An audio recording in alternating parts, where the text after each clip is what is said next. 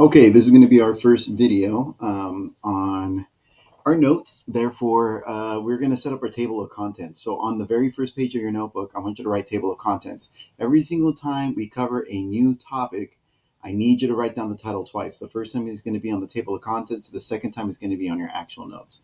So let me show you what the actual notes actually look like. It's going to be integer operations review, topic number 1.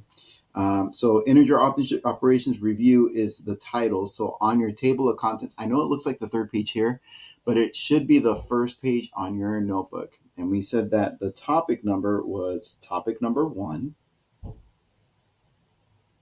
and that the title of this notes was, oh man, I already forgot. Let me go ahead. Integer operations review. Sorry about that. So it's integer operations review. Every teacher runs it a little bit different as far as your notebook. I personally like the topic numbers just because maybe a topic number is 3 pages long. You can go directly to the topic number instead of the page number, which is kind of wonky sometimes. So there it is, my table of contents. Next time when I do the next set of notes, I'm going to have topic number 2. I would label it here as well. All right, so here is topic number 1. We're only going to do the first half. So go ahead and copy this down in your notebook. I'm going to assume that you paused the video and you already jotted it down, and we're just going to go ahead and run through like it's already done. Okay, so first thing we're going to cover is adding integers. A lot of you guys already know how to do this, but we're just going to kind of remember and review how you're supposed to visualize this on the number line. So we're going to give you 2 rules for adding integers. The first thing you're going to do is you're going to plot the first integer on the number line. So whatever is plotted first, that's what's going to go there first. The next thing you're going to do is you're going to look at the next integer, and that tells you how far you're going to travel in a given direction. For this number, if it is a positive number, then this means go to the right. And if that second number is a negative number, then that means go to the left.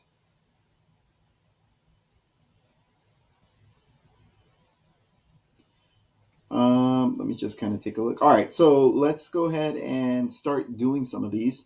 The first number is -4, so I'm going to go ahead and highlight. Anything that I highlight, I need you to highlight as well, okay? So the first number says, hey, start at -4. So I'm going to go ahead and start at -4 on my number line. I'm just going to draw it like literally right in the middle. -4 right there. And the second number, because I'm adding, if the number that I'm adding is positive, that tells me to go to the right. If the number that I'm adding is negative, that tells me to go to the left. Well, the second number that I'm adding is a positive number. So that is telling me that I need to go 3 spaces to the right. So from this -4, I'm going to go 1, 2, 3 spaces to the right.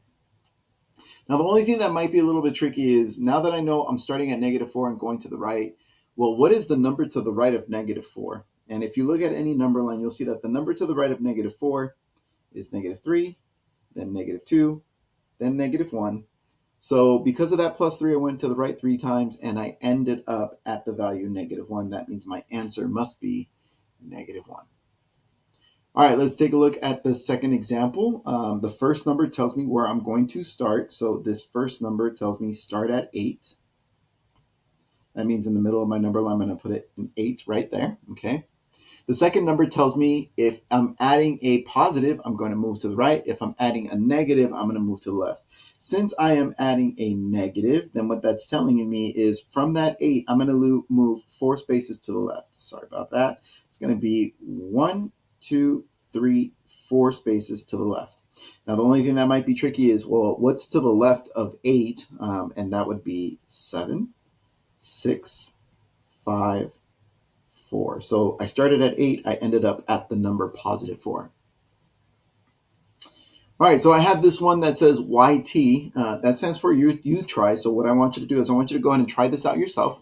Pause the video and see what you think the answer should be. Make sure you do this in pencil just in case you make a mistake. If you make a mistake, you can easily erase it once we go over it. I'm going to assume that you already did that. So let's see. For my case, I would start at -6. So I'm going to put on my number line at -6. And since I am adding a negative number, that's telling me from that -6, I need to move to the left 3 spaces. 1, 2, 3. Again, the only thing that might be a little bit tricky is what is to the left of -6? If you look at a number line, the left side of -6 would be -7, -8, -9. So my answer would be -9. All right, that covers the rules for addition. The next thing we're going to cover is the rules for subtraction. So go ahead and pause the video, take a minute, write everything down. Again, I'm going to assume you already did that, so I'm just going to jump in. It says step number 1, subtracting integers. First, you're going to plot the first integer on a number line just like we did a little while ago. Nothing changed there. Here is the tricky part, though. On step number 2, it says the next integer tells you how far to travel in the opposite way of the given direction. So when you're subtracting numbers, it's telling you to do the opposite of addition. So you're going to have to do the opposite of the second number. Let's go over a couple of examples so you can see what I mean. It's going to start exactly the same. So this is telling me I'm going to start at 3. Just like before, I am starting at 3. Okay?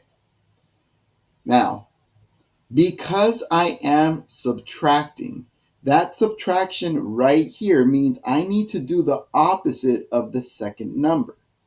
So I need to do the opposite of this -4. In fact, I'm going to put a little thought bubble. Subtraction means you got to do the opposite of the second number. So this is the opposite of -4. And the opposite of -4 would be a +4. So because I'm doing the opposite of a -4, which is a +4, this is actually telling me that I need to move 4 spaces to the right. Why am I moving to the right? Because it's the opposite of -4 is +4, and I know +4 moves to the right. Okay. To the right of 3 would be 4, 5, 6, and 7. So my answer would be 7. All right, let's take a look at the next example. Same thing as last time. The first number tells me where to start. I think most students do okay with that part. And so this is telling me I need to start at -2. This is a subtraction problem. So because it's a subtraction problem, I need to do the opposite of the second number. The second number is a +4. So here I'm going to put a little thought bubble and say I need to do the opposite of a +4.